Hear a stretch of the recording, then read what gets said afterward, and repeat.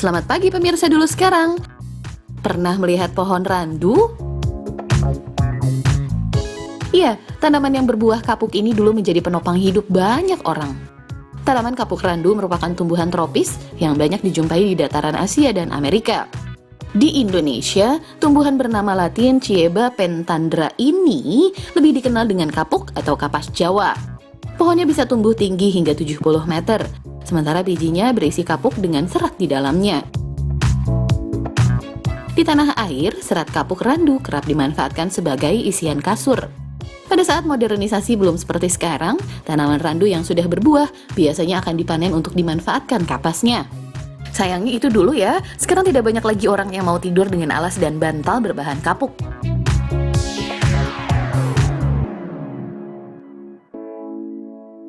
Dalam keseharian, kini kapuk yang sudah diolah biasanya akan menjadi kapas untuk kebutuhan sehari-hari. Hai pemirsa, nah yang namanya perempuan pasti nggak bisa lepas dari benda yang satu ini, si putih kapas atau juga bisa kita sebut dengan kapas kecantikan. Tapi bukan hanya kapas ini pemirsa, ini dia, cotton bud juga bisa digunakan untuk mengoreksi make up di wajah. Kira-kira seperti apa ya bikin si benda mungil ini pemirsa? Nah langsung aja kita lihat cara pembuatannya, makanya nonton terus dulu sekarang hari ini kita bahas soal kapas.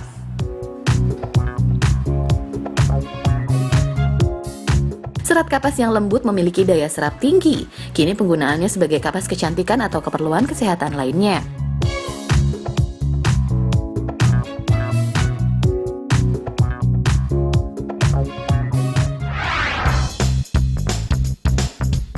Nah, salah satu pabrik di kawasan Bandung, Jawa Barat ini mengolah bahan baku kapas menjadi cotton bud.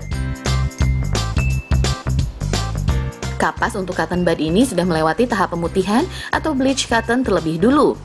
Tapi tenang, bahan pemutih yang digunakan tidak mengandung serat optik, jadi tidak berbahaya dan aman untuk tubuh.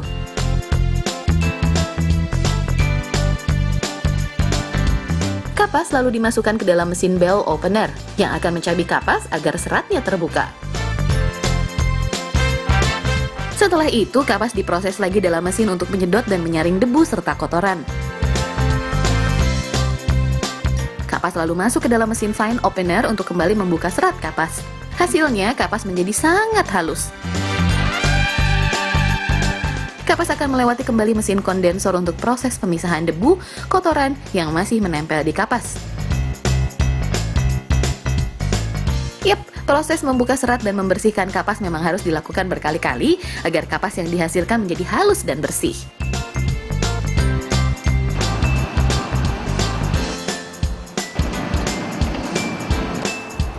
Kapas lalu diolah lagi hingga bentuknya rata seperti ini. Proses ini membuat kapas akan terurai kembali dan mengerucut seperti tali. 1 kilogram kapas akan menghasilkan sliver cotton sepanjang 330 meter loh.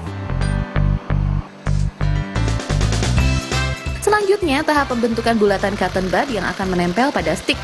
Bulatan kapas ini diberi lem khusus yang fungsinya untuk menghilangkan bulu-bulu kapas pada cotton bud. Cukup panjang juga ya prosesnya.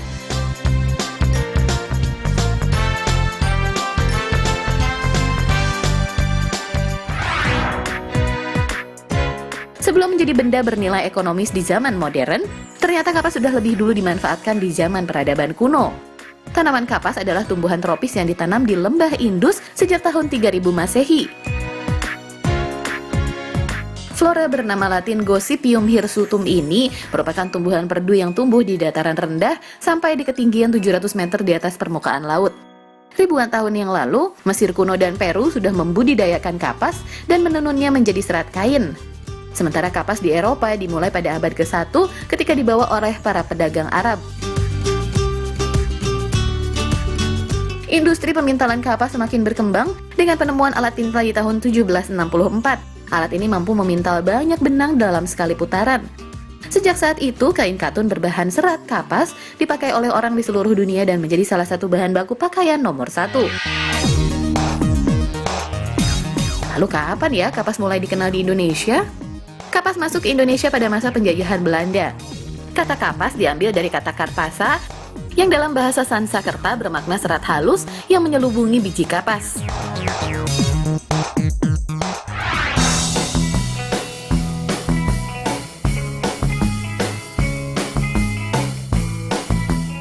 di tengah zaman yang serba modern, sebuah kampung di Kabupaten Donggala, Sulawesi Tengah masih mempertahankan membuat kerajinan kasur dari kapuk.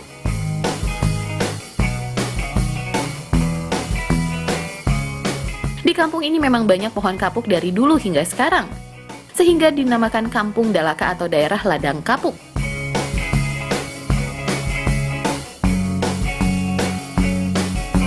Menilik sejarah, teknologi membuat kasur yang diisi dengan kapas ini sudah dimulai sejak awal abad ke-18 di Jerman. Nah, untuk mengisi kain kasur, biji kapuk yang sudah dipanen harus dipisahkan dulu dari bijinya dengan cara dimasukkan ke dalam mesin ini. Nah, jadi dulu untuk memisahkan kapuk dan bijinya, si kapuk ini harus dijemur di bawah sinar matahari terus dipukul-pukul ya Bu ya, biar bersih. Sekarang sih karena udah ada mesin, jadi lebih gampang.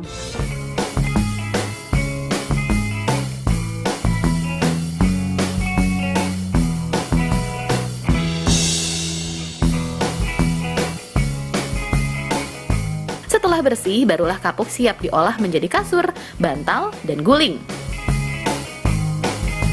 Caranya cukup mudah, hanya dengan memasukkan kapuk ke dalam kasur hingga benar-benar padat. Pekerjaan ini menjadi mata pencaharian utama bagi ibu-ibu rumah tangga di Kampung Dalaka.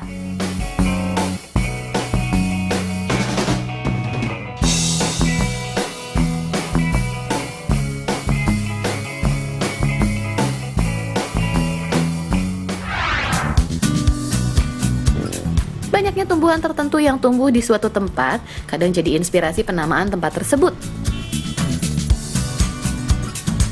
Nah, nggak hanya Kampung Dalaka di Donggala, sejarah penamaan kapuk muara di kawasan Jakarta Utara juga diambil karena berabad lalu kawasan ini didominasi oleh tanaman kapuk randu.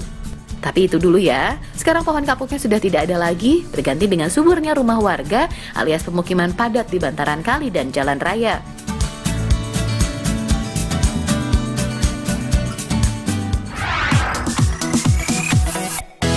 Yap, balik lagi ke kapas. Di balik banyaknya fungsi kapas, ternyata kapas juga bisa dimakan loh. Tapi bukan kapas beneran ya. Pemirsa pasti udah nggak asing dengan camilan gula kapas atau yang disebut cotton candy. Salah satu kafe di kawasan pantai Indah Kapuk, Jakarta menyajikan cotton candy dengan beragam bentuk karakter kartun.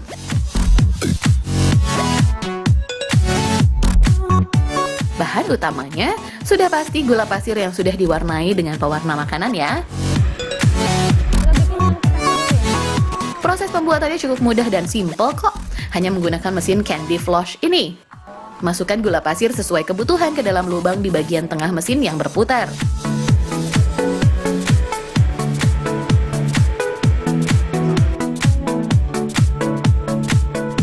Kalau satu takaran yang sendoknya itu biasanya untuk berapa banyak jadinya?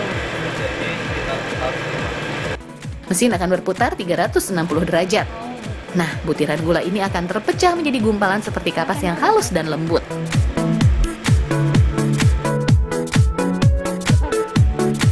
Nah, saatnya memintal gula kapas dengan stik dan bentuk sesuai keinginan.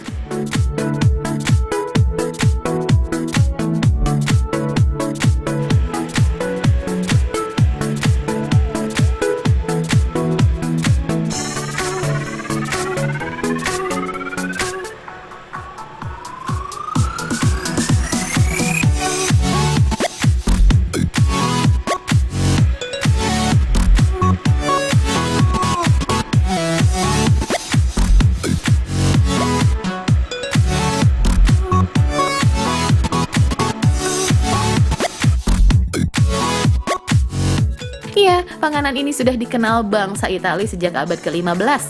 Di abad ke-19, pembuat kembang gula William Morrison dan John C. Wharton menciptakan mesin peleleh gula pasir.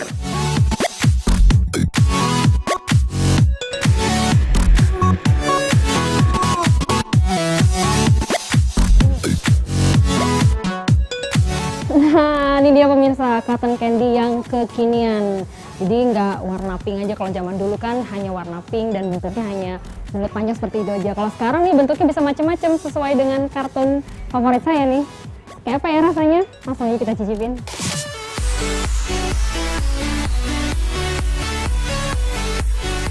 Dari dulu sampai sekarang, mesin pembuat gula kapas masih tetap sama kok. Hanya bentuk rasa dan bentuk gula kapasnya saja yang mengikuti tren.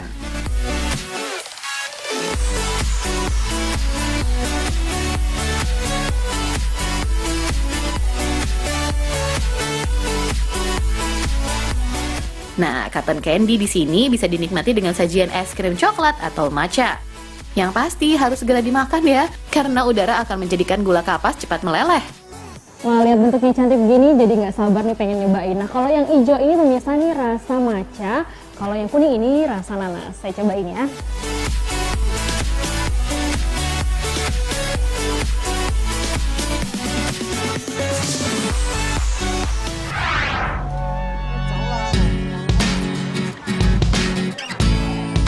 Cotton candy memang dikenal di seluruh dunia.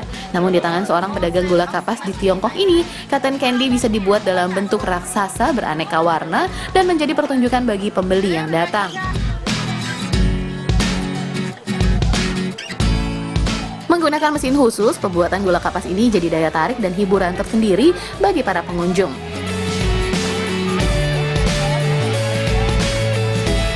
Yap, dalam beberapa menit, permen kapas raksasa berbentuk bunga yang sedang mekar pun telah jadi. Wah, kalau bentuknya cantik seperti ini, pasti nggak tega ya untuk memakannya.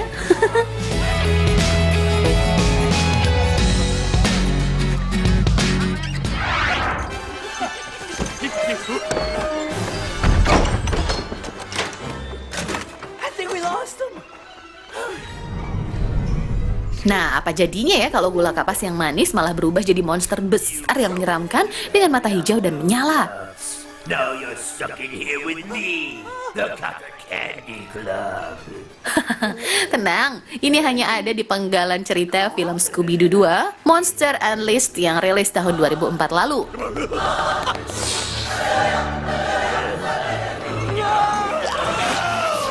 I'll give you cavities.